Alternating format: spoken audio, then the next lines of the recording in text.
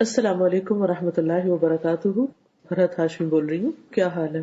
جب آپ government job کرتے ہیں تو آپ کو سال میں کچھ سک لیوز ملتی اور وہ ود پے ہوتی، پھر کچھ ہاف پے پہ ہوتی، کچھ عرصے کے بعد وہ وداؤٹ پے ہو جاتی اور کچھ عرصے کے بعد آپ کو جاب چھوڑنی پڑ جاتی.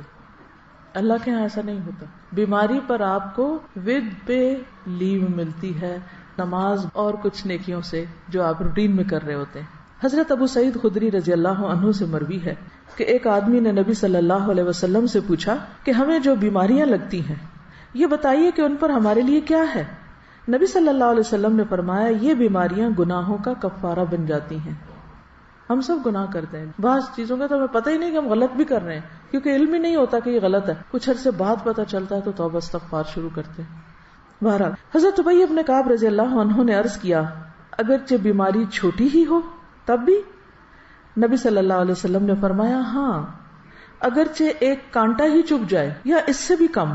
یہ سن کر حضرت ابی بن کعب رضی اللہ عنہ نے اپنے متعلق یہ دعا کی کہ موت تک ان سے کبھی بھی بخار جدا نہ ہو. اور یہ کون ہے دعا کرنے والے؟ ابی بن کعب، عالم صحابی ہیں، کاتب وحی ہیں. لیکن وہ ایسا بخار ہو کہ حج اور عمرہ، جہاد فی سبیل اللہ اور فرض نماز با جماعت میں رکاوٹ نہ بنے. اس کے بعد انہیں جو شخص بھی ہاتھ لگاتا ان کا جسم تپتا ہوا ہی محسوس ہوتا حتیٰ کہ ان کا انتقال ہو گیا. وہ لوگ اپنے قول کے پکے تھے.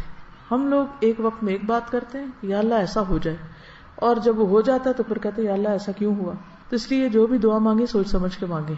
آپ سب کے لیے دعائیں اور نیک تمنائیں. السلام علیکم ورحمۃ اللہ وبرکاتہ.